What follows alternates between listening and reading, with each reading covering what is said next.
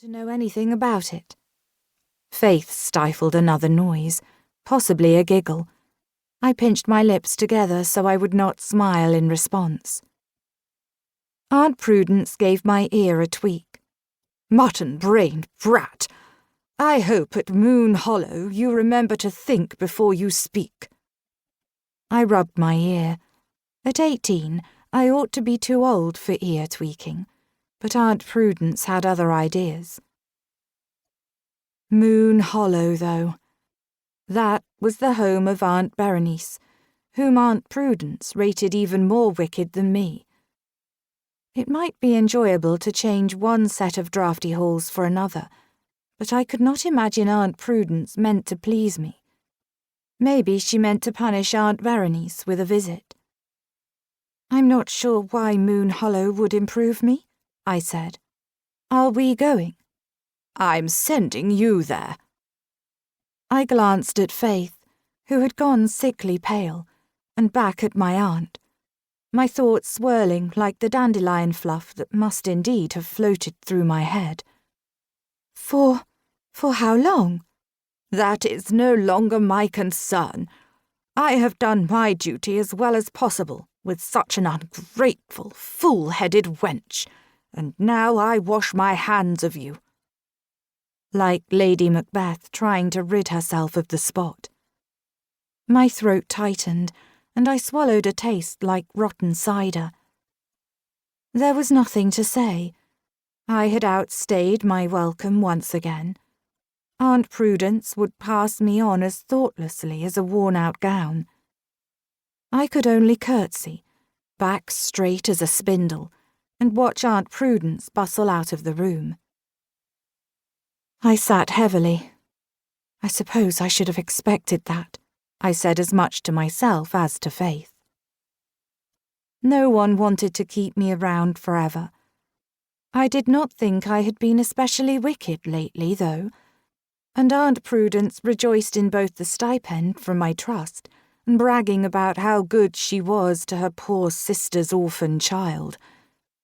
Not that I'm really an orphan, but when Father remarried after Mother's death, he did not want to clutter up his new household with reminders of the past.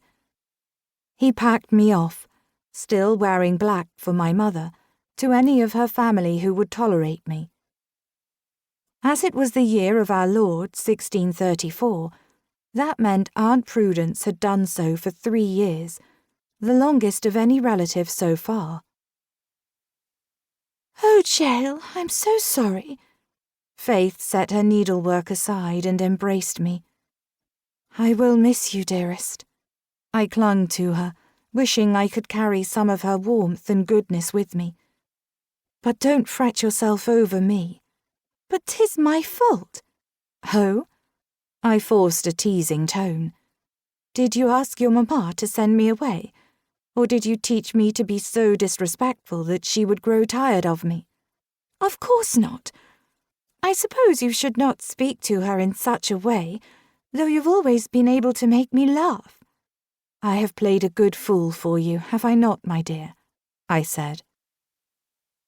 Faith had been such a quiet, sad creature when another uncle, one with great, frightening eyebrows, tired of me and sent me to Aunt Prudence.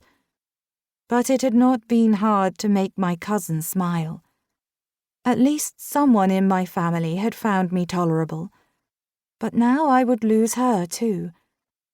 An ache rose in my chest, but I refused to acknowledge it. With each new dismissal, the pain burrowed deeper, but so did the understanding that no one cared for my tears. I never let them show. "You're not a fool," Faith said, "but I know how often you have played my whipping boy." I shrugged. "I cannot help being in trouble any more than you can help being good." Faith burst into tears again. "I heard Mamma talking to Papa. She is afraid you will distract Sir Godfrey from me." I laughed, nearly letting it choke into a sob. "That's silly talk. I've seen the way Sir Godfrey looks at you. He will not be distracted." A smile stole onto her face for a moment.